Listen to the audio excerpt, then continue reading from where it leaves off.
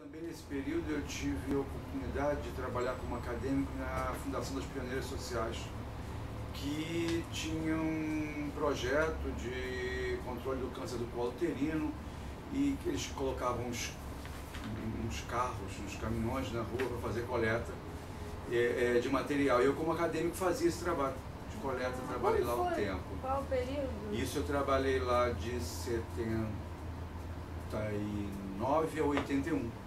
79 a 81, quando eu me formei. As unidades volantes. As unidades volantes da Fundação das Pioneiras Sociais. Foi uma experiência bastante interessante ver essa questão do trabalho. Mas você poderia falar um pouquinho mais como é que era? Ia até a comunidade, pegava a análise era feita ali no próprio lugar ou ia para um laboratório? Como é que voltava para... A dinâmica era a seguinte: eles tinham umas carretas montadas, maiores um pouco que um ônibus, montado com um laboratório, com um consultório ginecológico. E eles paravam durante um determinado período numa comunidade, tanto aqui no Rio como fora do Rio. Cheguei a participar de algumas no interior do estado do Rio, até Minas Gerais também, a gente foi. Curiosamente, o primeiro lugar que eu trabalhei com eles foi onde hoje é o prédio da prefeitura da cidade. A época da construção do metrô. Ali era uma área de prostituição. Né? E nós ficávamos com o caminhão estacionado ali durante o dia, fazendo exame das mulheres que trabalhavam naquela área. Foi o primeiro, onde eu iniciei essa questão da prevenção do câncer de colo, foi naquela área. Bom, o material era colhido no caminhão, levavam para o laboratório e nós marcávamos data para o retorno daquele exame. E as pessoas voltavam então ao caminhão, as mulheres voltavam para buscar o resultado dos exames. E tinha um segmento? Se fosse tinha um segmento, caso fosse positivo, elas eram encaminhadas então para o centro, ali em Vila Isabel, onde é hoje o hospital INCA 3, né? INCA 3, e lá então elas eram submetidas aos exames complementares necessários para a confirmação diagnóstica e tratamento.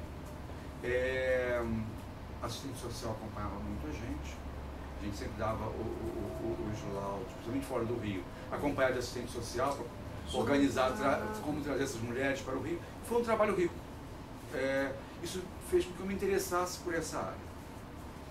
Junto com isso também, a UFRJ sempre foi muito forte na questão de patologia cervical. Tinha um ambulatório importante, pessoas que gostavam do assunto, que faziam muito bem patologia cervical, e eu me interessei.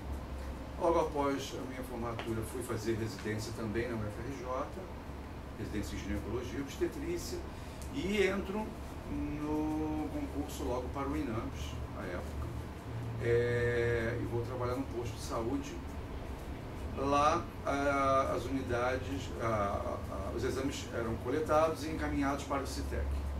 À época era programa, ainda não era um serviço, era o PITEC. E depois vinha o laudo. E eu ficava sempre muito curioso de como é que aquele exame saía e voltava.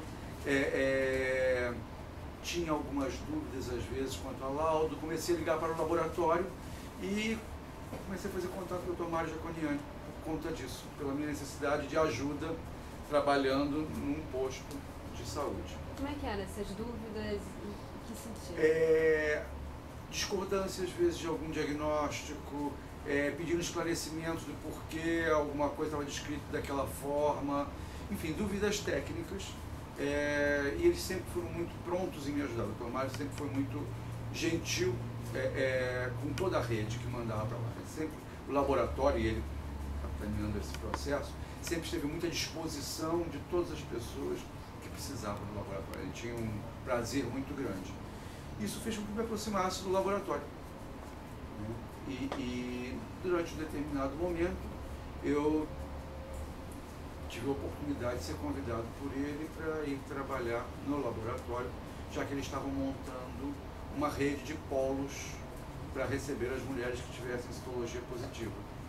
E ter um ginecologista fazendo a interface da rede com o laboratório pareceu interessante. Quando foi? E isso foi em 1900, eu vou para lá em 1990. Eu entro no laboratório em 1990. De 90 até 93 eu fico trabalhando com este grupo e começo a me interessar pela formação de citotécnicos, a discutir os laudos, a dar aula para os citotécnicos, porque eles tinham que ter noção também de anatomia, eles tinham que ter uma noção do processo de coleta do exame, da colposcopia, e eu passei a dar essas aulas. Até colposcopia tem? Eles têm que ter noção quando eles veem que o médico que fez uma coleta descreveu uma lesão, ele tem que visualizar aquela lesão, ele tem que ter uma ideia do que é que o médico está dizendo.